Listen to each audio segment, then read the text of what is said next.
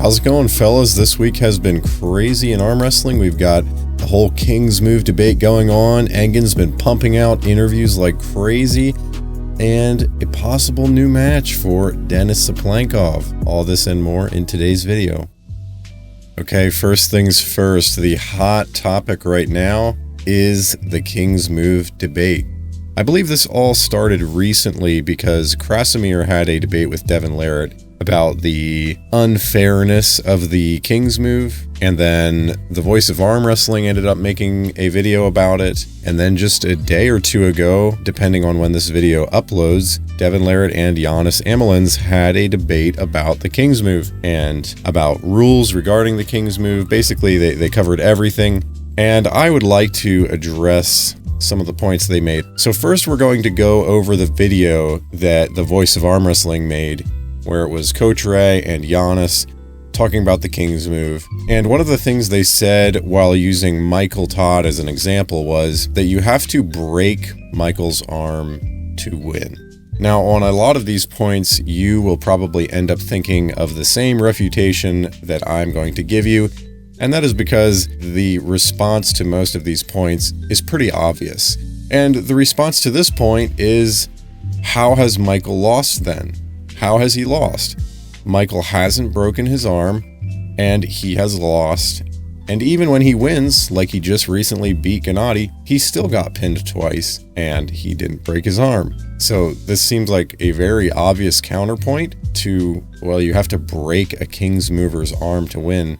Guys that use the KINGSMOVE lose all the time, and for some reason, their arms aren't breaking. So I just disagree with this point. Let's move on to the next one. Giannis basically says, are we looking forward to a future where straight arm wrestling is the norm, where it kind of dominates the sport? And I would just say to that, how many guys that are at the elite level are using the KINGSMOVE successfully? There's a few for sure, but most of these guys aren't using a completely extended arm like Michael. I would say Michael is one of the only guys who can hold in a completely extended position to where it does look like he's at his elastic limit. But most of the guys who use the KINGSMOVE, they're like Devon. It's an open top roll. They're trying to stop in that kind of 45-degree position. And if they get straightened out, they end up getting pinned pretty easily. And this is one of the reasons that I believe Devon will not use the KINGSMOVE against Gennady, because Gennady can press through it. Michael's a little bit unique with his KINGSMOVE in that he can hold in that straight arm position, but most guys who utilize the KINGSMOVE, they do not want to stop an inch above the pad. That is usually a losing position for them. And really the whole sentiment of this video that the Voice of Arm Wrestling did was to get the message across that this move is unfair. And I just don't see how this is the case. Why isn't Michael number one? Why isn't every class dominated by the KINGSMOVE? We just don't see that. We see low hand top rollers, high top rollers, high hookers, pressers, guys that just use straight side pressure. There's all kinds of pullers, and you can pick any technique and you will find guys that are really good at it and guys that are not so good at it. The KINGSMOVE is no different. There are plenty of guys that couldn't pull off that move to save their life, and then you've got guys like Michael and Devon who are very good at it and who have trained it for a long time. This isn't something that you can do just because you have a bad joint. This is something that the best pullers have practiced and trained for a long time. It requires quite a bit of skill. Now, when it comes to the rules, basically Giannis was saying that when an athlete comes up to the table, they should show the ref how far their arm straightens. So if during the match the ref sees that your arm has extended to that point that you previously showed the ref your arm can extend to, that would be considered a loss for you. And everybody has a different range of motion. And I think you can see immediately that this would be a reffing nightmare. If you think reffing in arm wrestling is bad now, just imagine how bad it would be if they had to keep track of how straight each athlete's arm is. Refs are already missing elbow fouls. They're already missing guys cupping on the starts, false starts. Imagine if this was added to the list of things that the refs have to keep track of. I just cannot imagine this ending well. I mean, can you imagine an athlete losing? They haven't been pinned, but their arm was relatively straight, and it's kind of debatable whether it was actually at its elastic limit or if he still had maybe half an inch to go, and the ref calls a win for the other guy.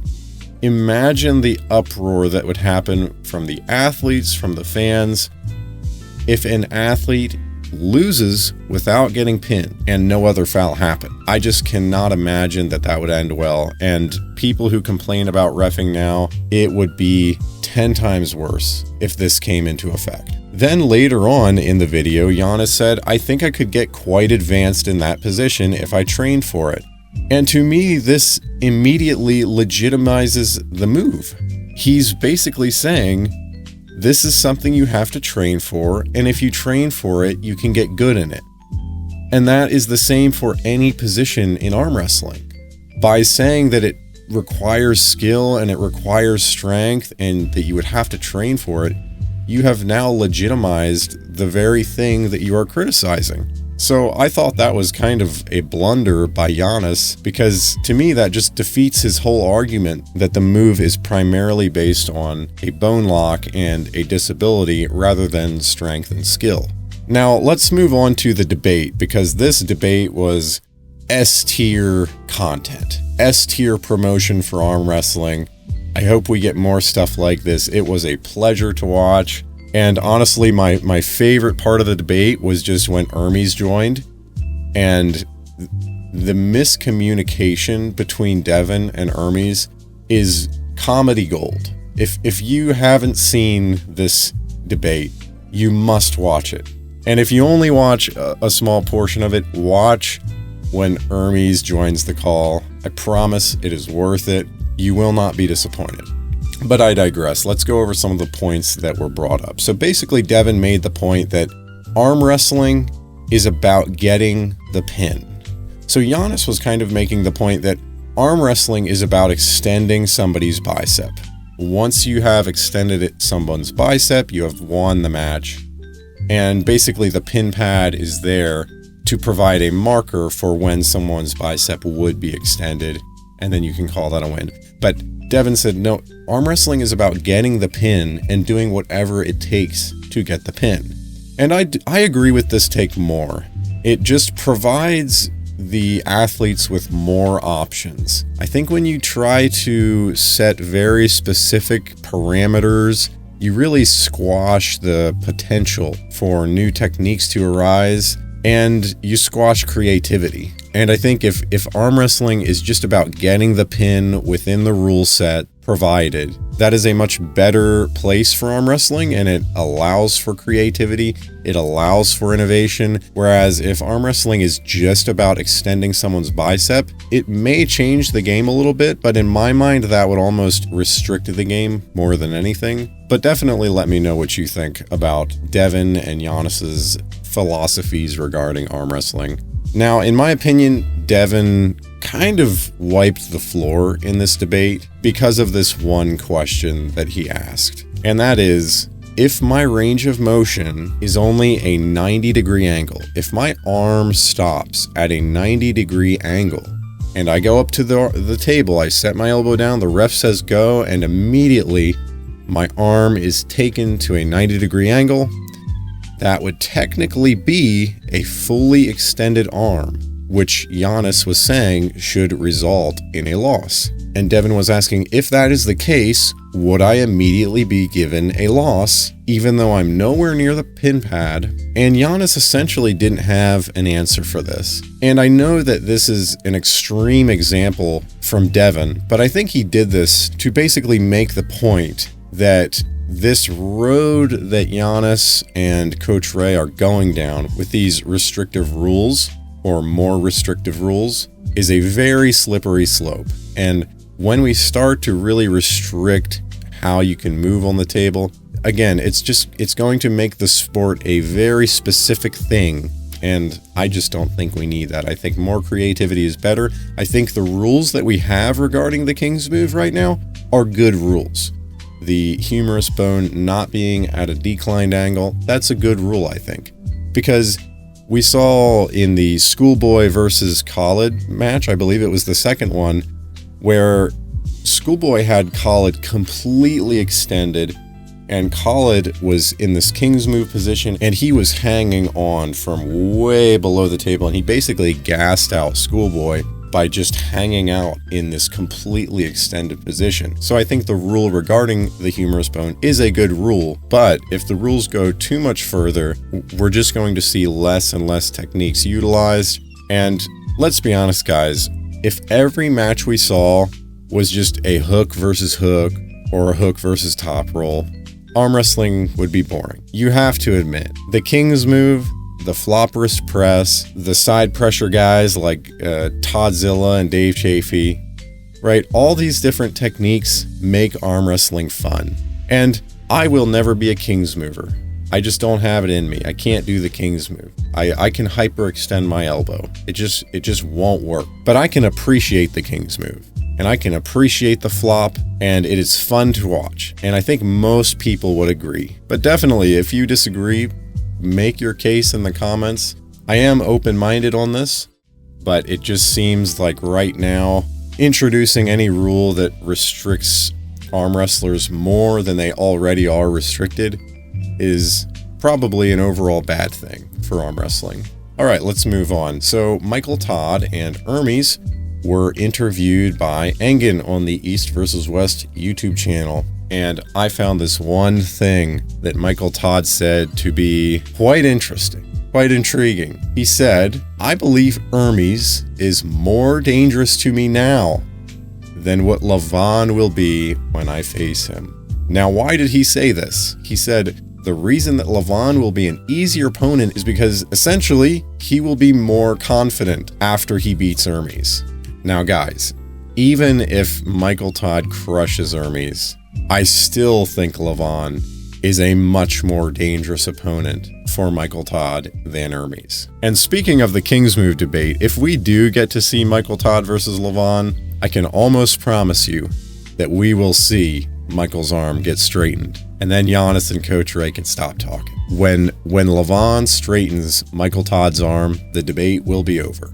But anyways, let's get back to the point. Levan is currently unbeatable, and Hermes is the first step to climbing Mount Everest. I know that Michael Todd is confident right now, but I feel like this is almost self-induced placebo for Michael Todd, basically telling himself, if I can beat Hermes, then it's almost a supernatural sign that it is my time. And hey, it might work. I mean, this is the mindset that you have to be a champion. You have to assume that you're going to win. And you know what? Maybe I should just shut up and let Michael do his thing, because so far it's working. So far in his comeback, he's undefeated and he's looking very strong. So, you know what? Maybe I should just redact everything I just said and just let Michael do his thing. So I apologize, Michael. Hermes is the harder match. You got this. You're going to beat Levan. Are you with me, guys? All right, great. Now, Devon and Gennady also were interviewed by Engen, and this interview was off the rails. I forget how long it was, but from beginning to end, it was just non-stop smack talk. So definitely go give that a watch. I will say it was a little bit long-winded, and if you only watch half of it, you're going to basically see everything that they both had to say to each other. You can only talk smack for so long until you just kind of start repeating your lines. And unfortunately, that kind of started to happen, and it did get a little boring near the end. But they did end up going through some predictions, and, you know, Devon chose the NA guys to win, Gennady chose the Eastern guys to win. You know, what's new? And then Kamil Jablonski ended up, I believe he was in the chat, and he's calling out Devon for a rematch on the left arm, even though he's already beat Devon on the left arm. So I think Camille's just looking for a payday, which good on him, get your money. But I don't really want to see that match, to be honest. I would much rather see Devon versus Morozov or literally anyone else in the top 10 on the left hand. Maybe not Wagner Bortolato or Corey West, but there are a lot of good matches on the left arm for Devon right now, and I just don't really want to see Devon versus Camille again. If you do, let me know, but I don't think the masses are protesting for a Camille versus Devon rematch. But Devon really does want a left arm match. During that interview, he was talking to Gennady, calling out Levan. He wants a left arm match in Georgia so bad, and it seems like Gennady might be okay to take that match. He said that his chances on the left arm of beating Devon are 60-40, so I don't think we're going to see a left arm match in Georgia, but I would like to. I mean, why not? If they both want to do the match, then let's just do it. They can pull left and right, but I don't think that'll happen. Engen is going to want to save big matches like that for future cards, so I think financially having Devon pull twice on the same card would just not be a smart decision, and I agree. But as a viewer, I definitely want to see as much high-level arm wrestling at one time as I can. So, and I'm sure most people probably agree with that. But again, to be honest, I don't think we're going to see a left arm match for Devon. I think it's just going to be the right arm, and down the road, we will definitely see those matches. All right, lastly here, I recently found some information regarding Dave Chaffee's next match against Denis Tsyplenkov. Now, everybody knows these guys have faced each other before, and Denis has gotten the better of Dave. It would seem that Denis has the advantage over Dave, and I think nowadays that's probably the case more so than ever before. Devon has recently faced both of these guys, and Dave had absolutely nothing for Devon. Devon took everything from Dave. It was a slaughter. Now, Devon beat Denis Tsyplenkov as well, but in my opinion, it definitely took a lot more out of Devon to beat Denis than it did to beat Dave. And I think the Denis match for Devon was a much more important match to him. I think he was probably much stronger. He trained much harder for that match because he wanted that win back so badly. But even in that match, we saw that Denis has a King's move. It's kind of an odd King's move because he kind of grips a little bit lower, and when he's holding, he's a bit more palm up than you would expect from a King's mover, but his endurance is pretty good, and he held through a lot of hits from Devon. Devon was just pumping back and forth over and over and over again, and Denis held for an impressive amount of time. Dave Chaffee could not offer anything like that to Devon. And obviously they have different pulling styles, so Dave is not going to be able to hold in that open position. That's not what he does. If we look at Dave's match with Denis 10 years ago, you'll see that Dave off the go, he would hit, and then he would come back and regrip and then hit again, regrip, hit again, over and over. And then sometimes Denis would get Dave on his losing side, and then Dave would bring it back and regrip and just fight, and those matches were wars, and we just don't see Dave fighting like that anymore. In Dave's matches now, essentially he will just hit one time right off the rip, and if he doesn't get the pin, he will just hold the position and hope that his opponent gasses out. And what we saw against Gennady and Morozov was that round 1 and 2, it worked, but Dave's endurance just isn't there anymore. And even though he's said he's trying to work on his endurance, it just doesn't seem like he's been able to improve that. And it may be that arm wrestling has just gone to another level, and that Dave really just needs to refine his technique a little bit more to compete with the top guys. But I do think something has changed with Dave, because he no longer seems to have the ability to hit multiple times over and over and then re-grip and hit again. And I think to beat Denis, you have to be able to do that, right? We saw Devon do that, and I just don't think that Dave can offer that sort of aggression anymore. So I would say that Denis is definitely the favorite in this match, but man, Dave is, I don't know if he's my favorite arm wrestler, but he's definitely up there. He's one of them. I love watching Dave pull. We're from a similar part of the country, so I'm a big fan of his, and I would love to see him win. I would love to see him climb back to the top of super heavyweight arm wrestling, but I don't think that's going to happen. I think Dennis probably has his number in this match. All right, fellas, that is all I got for you today. It's been a crazy week in arm wrestling. Thank you so much for watching. Have a good one. Bye.